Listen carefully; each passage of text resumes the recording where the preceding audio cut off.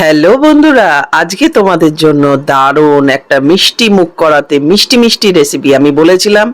আগে যখন আমি দেখিয়েছিলাম যে ল্যাংচা আমি কিভাবে ল্যাংচা গোলাপ জামুন কিভাবে বানাচ্ছি, তো আজকে দেখাবো পুরো ফুল ফার্স্ট টু লাস্ট রেসিপিটা। তো দেখো, প্রথমে দেখলে আমি 1 কাপ ময়দা নিয়ে নিলাম, তার সাথে 4টে 10 টাকা দামের আমুলিয়া গুঁড়ো দুধের প্যাকেট, আর তার মধ্যে দিয়ে দিলাম একটু বেকিং পাউডার, আর দেখলে তোমরা পরিমাণটা, সাথে দিয়ে দিলাম ঘি।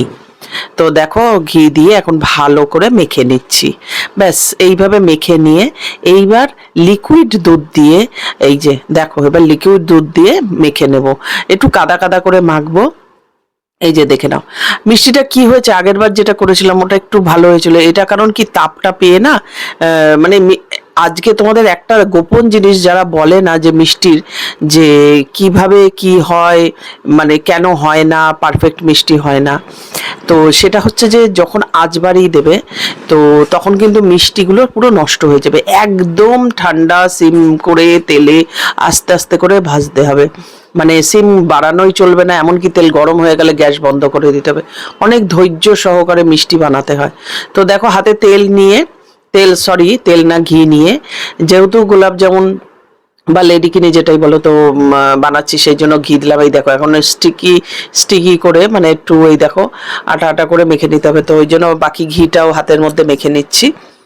তো খেতে তো দারুণ হয়েছিল, আগেও বানিয়েছিলাম আমি। সেটা বানিয়েছিলাম অবশ্য ময়দার সাথে দুধ, গুঁড়ো দুধ, ময়দা, তার সাথে দিয়েছিলাম রাঙা আলু। তো এবার আর রাঙা আলু দিইনি, এবার শুধু ময়দা আর গুঁড়ো দুধ দিয়ে বানাচ্ছি। খেতে কিন্তু দুর্দান্ত হয়েছিল, নিজে বানিয়ে নিজেই বলছি।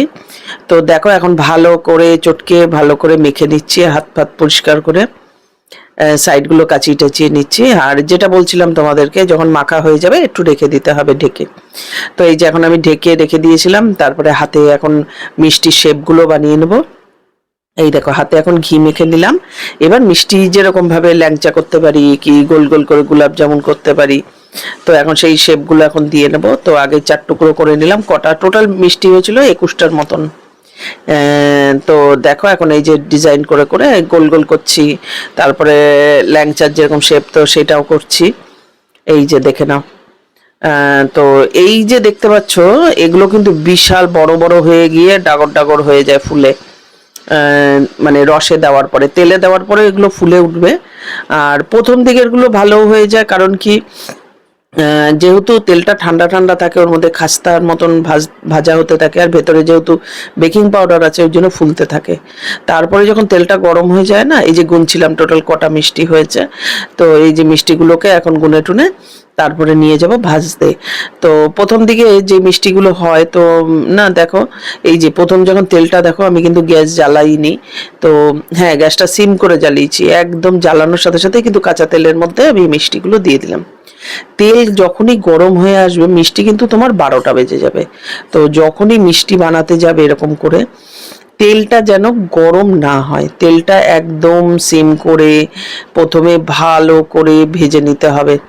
দেখবে এগুলো একটু বাদে কিন্তু ফুলে ফুলে উঠেছে, ফেটে ফেটে গেছে, কারণ ভেতরে যেহেতু বেকিং পাউডার দেওয়া আছে, গুঁড়ো দুধ, বেকিং পাউডার, তো ফুলে ফুলে ফেটে ফেটে যাচ্ছিল। তো বেকিং পাউডারটা আমার মনে হয় একটু বেশি পরিমাণে পড়ে গেছে। আমি তো ফার্স্ট টাইম, মানে প্রথম দিন যেটা বানিয়েছিলাম ওটা বেশ ভালো হয়েছিল, তারপরে এগুলো আবার দেখছি একটু ফেটে ফেটে, মনে হচ্ছে বেকিং পাউডারের পরিমাণটা একটু বেশি পড়ে গেছে। তো দেখো, এখন আমি একটু ভালো করে ভেজে নিচ্ছি। আর এইগুলো যে যেরকম খাস্তা কচুরি, সিঙ্গারা ভাজে, ঠিক সেরকম সিম করে করে তেলের মধ্যে, মানে মিষ্টি বানানো মানে তোমাকে ধৈর্য সহকারে বসে বসে বানাতে হবে। এটাই সবাই বলে না যে মিষ্টিটা কিরম করে মানে ফুললো বা ইয়ে হলো। আর এই তেল যদি গরম হয়ে যায়, যে দেখতে পাচ্ছ তেলটা এখন কিরকম গরম হয়ে গেছে, টকবক করে ফুটছে, একটু বাড়িয়ে দিয়েছে। আবার তোমাকে ঠান্ডা করে গ্যাস বন্ধ করে আবার কিন্তু বানাতে হবে। তো আমার রান্নার রেসিপিগুলো, আমার ব্লগ ভিডিও, ফানি ভিডিও তোমাদের কিরকম লাগছে তোমরা কমেন্ট করো। আমার ভিডিওগুলো প্লিজ একটু শেয়ার করে দাও, সবার কাছে পৌঁছে যাক।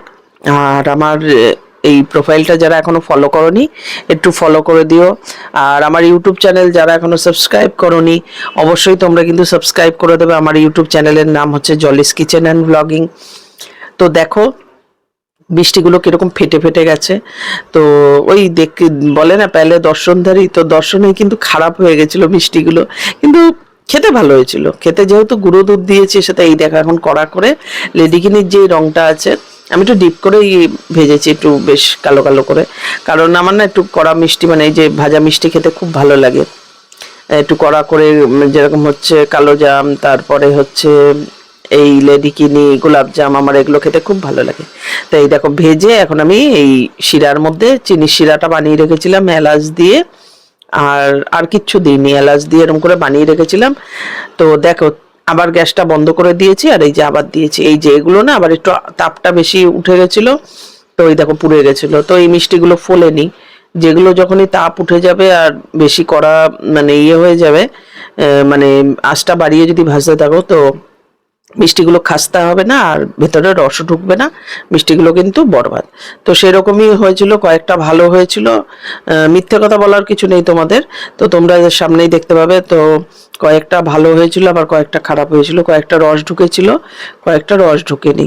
তো যেগুলো রস ঢুকেনি ওগুলোও কিন্তু একটু শক্ত হয়ে গেছে, আর যেগুলোতে রস ঢুকেছে ওগুলো একদম সফট হয়ে গেছে, মিষ্টির দোকানের মতন একদম নরম তুলতুলে মিষ্টি হচ্ছে।